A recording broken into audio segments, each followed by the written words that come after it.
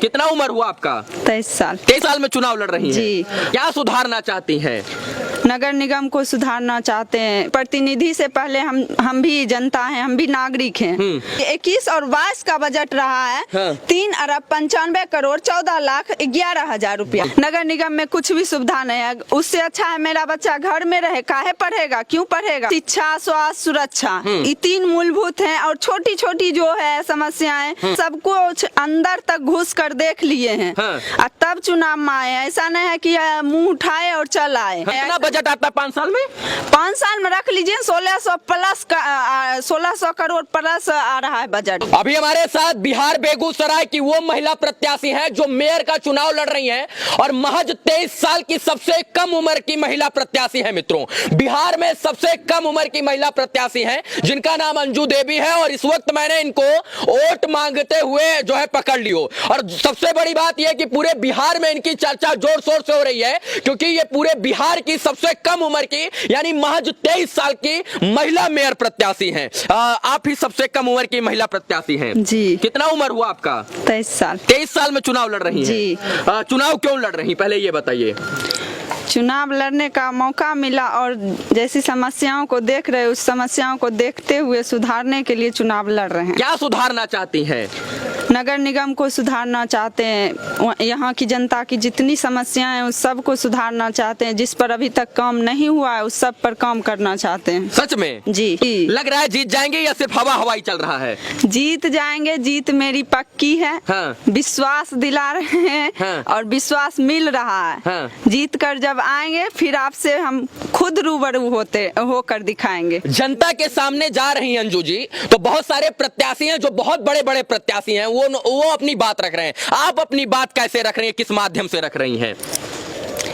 बात वही है जो समस्या हम देख रहे हैं वो समस्या वो रोज देख रहे हैं जनता। क्योंकि प्रतिनिधि से पहले हम भी जनता हैं, हम भी नागरिक हैं। तो वो भी स्थिति देख रहे हैं और एक बार मौका जो हम मांग रहे हैं वो मौका देने के लिए वो लोग भी तैयार। क्या समस्या देख रही है, क्या समस्या देख रही है जिसको? लीजिए थोड़ा सा बारिश में क्या हालत है सड़क का।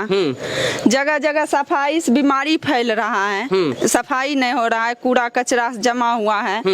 और औरत जो है बोल रही है कि कुछ भी सरकारी लाभ नहीं मिल रहा है। छोटा छोटा सरकारी लाभ जो है वो भी नहीं मिल रहा है। बहुत घर तो ऐसा मिला है कि शौचालय नहीं है बहुत घरों में। सच बात है ये? जी। मतलब जो शौचालय नगर निगम का काम होता है बनवाना, वो अभी तक बना ही नहीं है। जी नहीं, बहुतों घर ऐसा मिला है जिसमें शौचालय नहीं है। 44 वार्ड में गए थे तो हम देखे कि वहाँ 15 घर पर एक शौचालय था जहाँ सार्वजनिक शौचालय माना जा रहा था। बच्चे, बूढ़े, लेडीज सभी लाइन में लगे रहते थे। तो छोटी छोटी सुविधाएं जनता के पास नहीं पहुंच रही है। सभी समस्याओं को देखते हुए तब हम सोच रहे हैं कि अब तो हमें बेहद कोशिश करके और जनता की समस्याओं को ठीक करने के लिए जीत कर तो आना है तो आना है। मतलब समस्याओं को देखकर खुद ही परेशान हो जा रही जी हैं। जी जी। अच्छा, लोगों के बीच में जा रही तो लोग क्या क्या और समस्या बता रहे हैं? समस्या बड़ी बड़ी तो समस्याएं दिख ही रही है कि जगह जगह अच्छे घर तो हैं लेकिन वहाँ सड़क नहीं मिल रहा है। अच्छा। हाँ। इतना पानी में तैर रहे हैं। बच्चा मिडिल क्लास के जो बच्चे हैं वो स्कूल नहीं जा पा रहे हैं। क्यों? तो सड़क टूटा हुआ है और बच्चा कोई उठा लेता है, कोई सुविधा ही नहीं है नगर निगम में। इससे अच्छा तो नगर पंचायत सब है। नगर निगम में कुछ भी सुविधा नहीं है। उससे अच्छा है मेरा बच्चा घर में रहे, काहे पढ़ेगा, क्यों पढ़ेगा? अच्छा, जीतने के बाद जो है क्या करेंगे? मान लीजिए कल आपको यहाँ के लोग विश्वास लेकर चुनाव जिता देते हैं तो पहला काम क्या करेंगी आप? मेरी प्राथमिकताएं हैं कि सबसे पहले विकास हो। विकास में अब ले लीजिए शिक्षा, स्वास्थ्य, सुरक्षा, ये 3 मूलभूत हैं। और छोटी छोटी जो है समस्याएं, आधार, राशन, पेंशन, ये सब तो होगा ही, लेकिन मूलभूत है शिक्षा, स्वास्थ्य, सुरक्षा। हाँ। अच्छा, कितने का बजट आता है लगभग आपके जो नगर निगम का चुनाव हो रहा है ये 5 साल में है और इस बार जनता जो है आपको चुनेगी। हर बार क्या होता था, नेता को चुनकर नेता बना देता था, लेकिन इस बार नेता को जनता चुनेगी। कितने का बजट आता, कुछ आंकड़ा उकड़ा है आपके पास? जी। हम ऐसे ही चुनाव में नहीं घुसे, हम भी पूरी तरह से सारी बजट क्या क्या समस्या सबको अंदर तक घुस कर देख लिए हैं। हाँ। और तब चुनाव में आए। ऐसा नहीं है कि मुंह उठाए और चल आए। हाँ। ऐसा नहीं है, सब कुछ देखते हुए, सब कुछ जान के तब आरटीआई के माध्यम से हम निकलवाए थे। आरटीआई से जी, क्या RTI निकलवाई आप? डाटा निकलवाए थे, देख लीजिए इसमें 2020 और 21 का बजट इतना है 5 अरब 93 करोड़। हाँ। और यहाँ ले लीजिए 21 और 22 का बजट रहा है हाँ। 3 अरब 95 करोड़ 14,11,000 रुपया। बाप रे बाप, यानी 5 साल में टोटल लगभग 1650 करोड़ का बजट आता है। हाँ। इन्होंने आरटीआई के माध्यम से ये जानकारी हासिल की है। वही बताए कि पूरा तरह से जानकारी लेने के बाद हम चुनाव में घुस रहे हैं। कितना बजट आता है 5 साल में? 5 साल में रख लीजिए 1600 प्लस का 1600 करोड़ प्लस आ रहा है बजट। हाँ। हम तो पहले 500 करोड़ का बजट लेके चल रहे थे कि 500 करोड़ आता हाँ है। 500 करोड़ आता है। लेकिन जब निकलवाए तो हम खुद आश्चर्यचकित हो गए कि इतना बजट होने के बाद भी हाँ। बेगूसराय नगर निगम की स्थिति बेहतर नहीं है। हाँ, सच बात है ये। जी।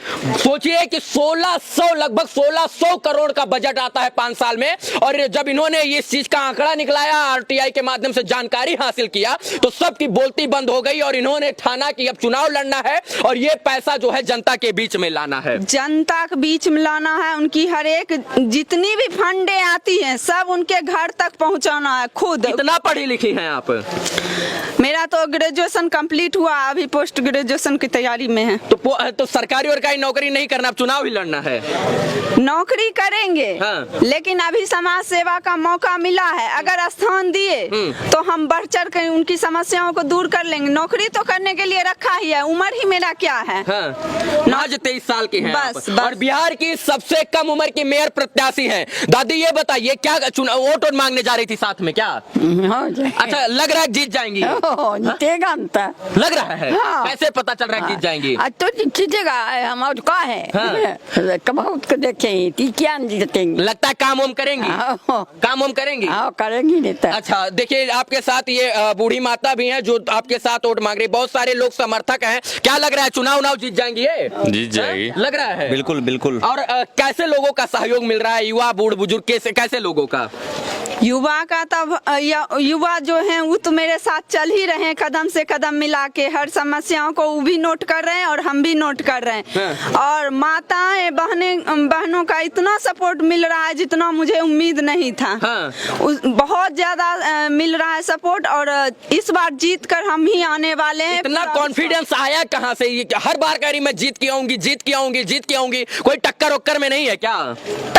हम टक्कर नहीं समझते हैं, टक्कर सभी आए हैं, हम भी आए। बस हम अपना माहौल देखते हुए हम जैसा उनसे मिल रहे हैं, जैसा हमको समर्थन मिल रहा है। हाँ। हम अपने हिसाब से कह रहे हैं कि इस बार मेरी जीत पक्की है और हम जरूर आएंगे और नगर निगम की स्थिति बेहतर बना कर रहेंगे। हम ये गर्व है या ओवर कॉन्फिडेंस है, या विश्वास है या ओवर कॉन्फिडेंस है? विश्वास है। विश्वास है। विश्वास है। ये बिहार की वो बिटिया है जो महज 23 साल की उम्र में मेयर का चुनाव लड़ रही हैं, और सबसे बड़ी बात कि ये जनता के बीच में जा रही है और इनका कहना है कि जनता का सहयोग और सपोर्ट भी मिल रहा है। इन्होंने बताया कि मैंने आरटीआई के माध्यम से जब जानकारी हासिल किया तो नगर निगम के चुनाव के बाद जो 5 साल का बजट है वो लगभग 1650 करोड़ का बजट है, और ये कोई छोटा मोटा बजट नहीं है मित्रों। और ये महिला है और इन्होंने ये जानकारी हासिल की है, तो सच में इनके अंदर काबिलियत है और इनके अंदर कुछ कर गुजरने की हिम्मत और इच्छा शक्ति है। मैं ये बात भी दावे के साथ और डंके की चोट से कह रहा हूं कि अगर अंजू देवी जी जैसे लोग अगर मेयर, विधायक, निगम पार्षद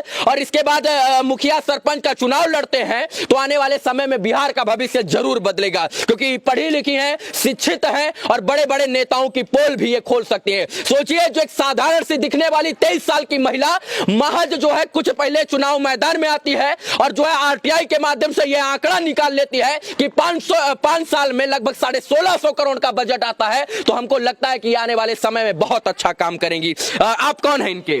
जी, हम इनके पति हैं। अच्छा, तो आप इनको लड़ा रहे हैं चुनाव या अपने मन से लड़ रही हैं? ना लड़ रही हैं ये अपने मन से। हम तो मना कर रहे थे कि महिला हैं आप, लेकिन इन्होंने एकदम। महिला है तो उनका अधिकार नहीं है भाई? जी बिल्कुल है। क्या मना कर रहे थे आप? ना मना, हम तैयार है, मना कर रहे हैं तो उनका अधिकार नहीं है समाज में जीने का क्या?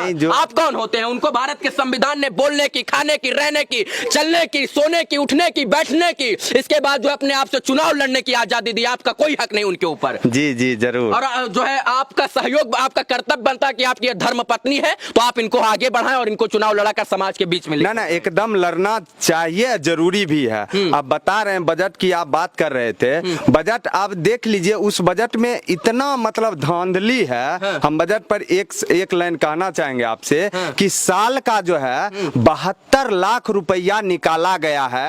किस लिए? कुत्तों को, ये जो कुत्ते मर जाते हैं लवारिस कुत्तों को ठिकाना लगाने के नाम पर इस साल का 72 लाख निकाला गया। और कुत्तों को कहाँ ठिकाना लगाया गया? तो कहीं पटरी के नीचे और कहीं गड्ढा में, कहीं सड़क के बगल में। ये बात सत्य बोल रहे हैं? जी जी, जैसा कि मेरे हस्बैंड बताए कि 1650 करोड़ का बजट रहा है और हम भी बताए उसमें 72 लाख रुपया निकाला गया है। जो कुत्ते सड़क पर मर जाते हैं, गली मोहल्ले में मर जाते हैं, उनको ठिकाना लगाने के लिए हम भी जानकारी निकाले हैं। साल का 72 लाख रुपया निकाला गया।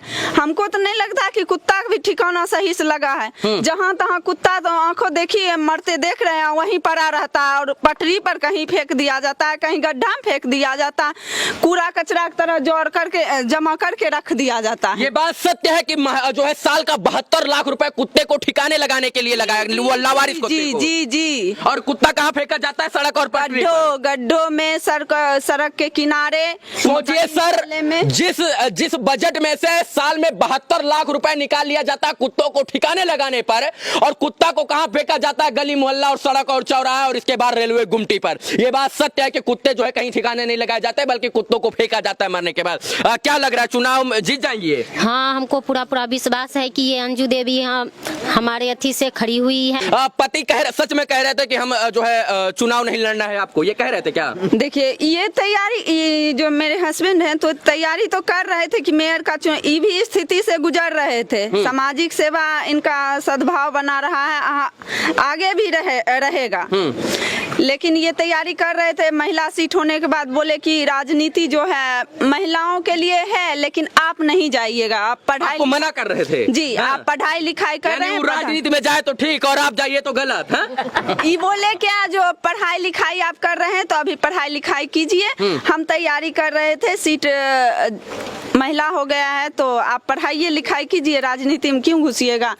हम लड़ना पड़ा आने के लिए क्या? नहीं, फिर मनाना पड़ा थोड़ा। मान गए? जी, मान गए। जानते हैं सर, अगर ये चुनाव नहीं जीतेंगी तो कोई महिला अपने पुरुष से जो है, अपने पति से जो है दोबारा नहीं लड़ेगी। हम चुनाव हमको लड़ने दीजिए। अगर शायद से ये हार जाएंगी तो कोई जो है खड़ा नहीं होगा। बस इतना कहना चाहता हूं कि अगर ये अपने पति से, अपने परिवार से, अपने समाज से, अपने लोगों से ऊपर उठकर चुनाव लड़ रहे हैं तो आपका कर्तव्य बन जाता है कि इनको जो है सही कार्यों में सपोर्ट करें। अगर ये अच्छा कर रही हैं और आपको लगता है कि अच्छा कर सकती हैं, आपको लगता है कि ये समाज के लिए लड़ सकते हैं, तो आप इनका सहयोग कीजिए। महज ये 23 साल की है और समाज, इसके बाद पति, परिवार और इसके बाद खानदान, घर द्वार, मकान से ऊपर उठकर ये चुनाव लड़ रही हैं। बाकी मुझे नहीं पता ये चुनाव जीतेंगी या नहीं जीतेंगी, बस इतना पता है कि महिला है और अच्छा करने का प्रयास कर रही है। और ऐसे शिक्षित लोगों की समाज में, राजनीति में अब जरूरत है, तो हम लोगों का दायित्व तो बन जाता है कि सहयोग इनका करें। बाकी मैं बेगूसराय में था, आप देख रहे थे टाइम्स ऑफ अयोध्या। इस वीडियो को देखने के लिए तमाम दर्शकों का पुनः एक बार बहुत बहुत आभार। अंजू जी, आप हमसे जुड़ी उसके लिए बहुत बहुत धन्यवाद। आप लोगों का भी बहुत बहुत जाइए वोट मांगिए। बाकी इस वीडियो को देखने के लिए तमाम दर्शकों का आभार, शुक्रिया और शुभकामना मित्रों। धन्यवाद। जय हिंद।